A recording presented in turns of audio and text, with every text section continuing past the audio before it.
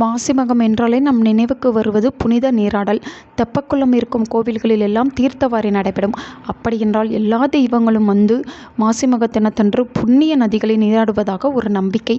இந்த நாளில் கும்பகோணம் மகாமகத்தில் புனித நீராடினால் நம்முடைய பாவங்கள் எல்லாம் விலகும் என்பதும் ஐதீகம். கும்பகோணம் மட்டுமல்லாமல் இன்னும் நம்முடைய ஊரில் இருக்கும் ஆத்தங்கரை, ஏரிக்கரை, கடற்கரையில், கோவில்களில் இருக்கும் தெப்பக்குளங்களில் புனித நீராடி மக்கள் இந்த மாசி மகத் திருநாளை கொண்டாடுவார்கள். மாசி மகத்தன்று நீர்நிலைகளில் முன்னோர்களுக்கு திதி தர்ப்பணம் கொடுப்பதும் வழக்கம். அந்த வகையில் எல்லோராலும் ஒரு பிரசித்தி பெற்ற ஸ்தலத்திற்கு சென்று புனித நீராட முடியாத சூழ்நிலை இருக்கும். அப்படி இருக்கும் பொழுது வீட்டிலேயே நம்முடைய பாவங்கள் நீங்க மாசி மகத்தன்று குளிக்கின்ற தண்ணீரில் எந்தெந்த பொருட்களை சேர்க்கலாம், எந்த ஒரு வார்த்தையை சொல்லி வீட்டில் இருந்தபடியே நீராடினால் நமக்கு இருக்கும் பாவங்கள் நீங்கும் என்பதை பற்றி தான் இந்த வீடியோவில் நாம் பார்க்க போகிறோம். மாசி மகமான திங்கட்கிழமை இந்த பரிகாரத்தை செய்வதற்கு அதற்கு முன்றைய நாள் இரவே, அதாவது ஞாயிற்றுக்கிழமை இரவே ஒரு சின்ன பித்தளை சொம்பு எடுத்துக்கொள்ளுங்கள். அதில் சுத்தமான குடிக்கின்ற தண்ணீரை ஊற்றிக்கொள்ளுங்கள்.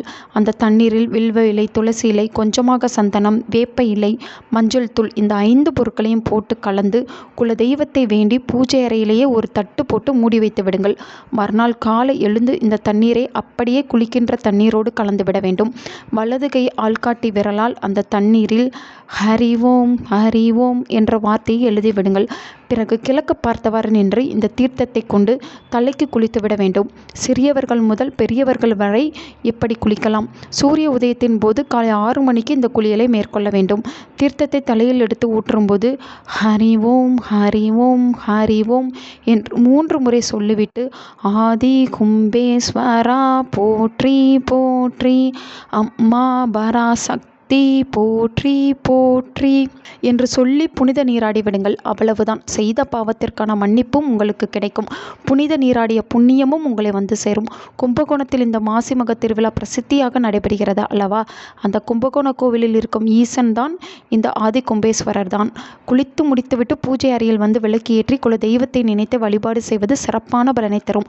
உங்கள் வீட்டு பக்கத்தில் பழமையான சிவன் கோவில், முருகன் கோவில், அம்பாள் கோவில், பெருமாள் கோவில் எது இருந்தாலும் அந்த கோவிலுக்கு சென்று அந்த தெய்வத்திற்கு உகந்த பொருட்களை வாங்கி கொடுத்து கோவிலில் விளக்கு போட்டு வழிபாடு மேற்கொண்டால் குடும்பத்தில் இருக்கும் தீராத துன்பங்கள் எல்லாம் தீரும். நல்லதே நடக்கும்.